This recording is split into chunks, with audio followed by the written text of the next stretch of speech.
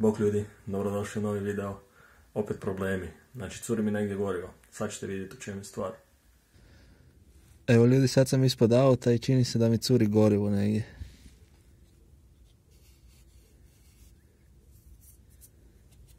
A inače već mi je servisni interval zamjene ulja, tako da ću i to odraditi.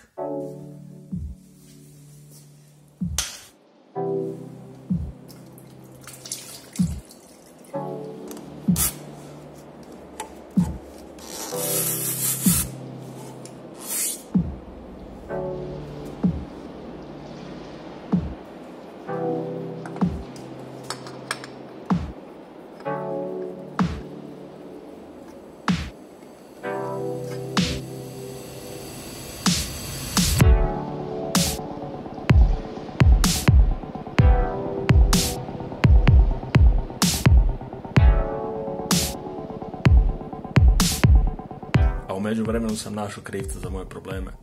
Gorivo curi iz filtera goriva.